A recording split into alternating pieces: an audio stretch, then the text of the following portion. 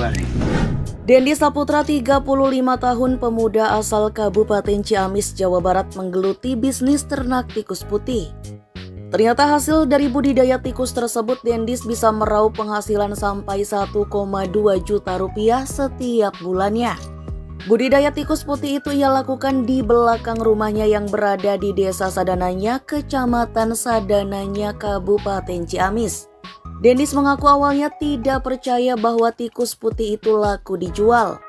Namun setelah berbincang dengan temannya yang saat itu sedang kekurangan barang untuk memasok permintaan pasar, akhirnya Dendis pun percaya.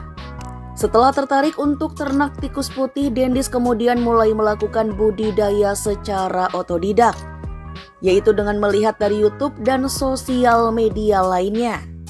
Saat mulai budidaya, ia hanya mempunyai modal Rp500.000. Namun saat ini keuntungan dari bisnis ternak tikus putih ini bisa sampai 1,2 juta rupiah setiap bulannya.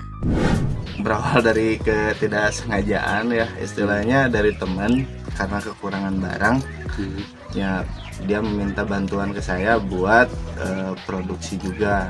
Akhirnya saya cek di Google dan cek di marketplace di Facebook. Ternyata emang si tikus putih ini laku banget di pasaran. Makanya saya tertarik. Akhirnya saya memulai dengan modal Rp500.000.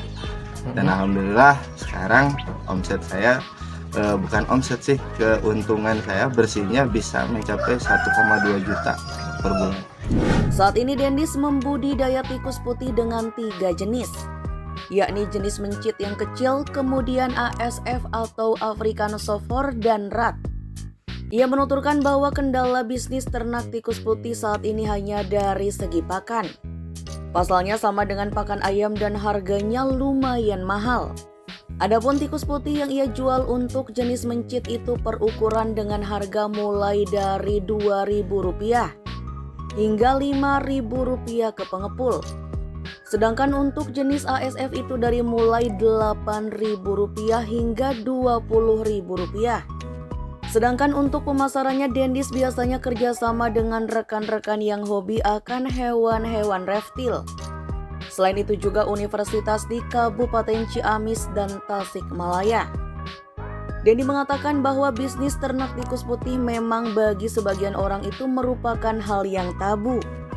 Namun baginya selagi itu tidak merugikan orang lain, kenapa tidak? Karena menurutnya bisnis tersebut juga dapat menghasilkan cuan yang halal.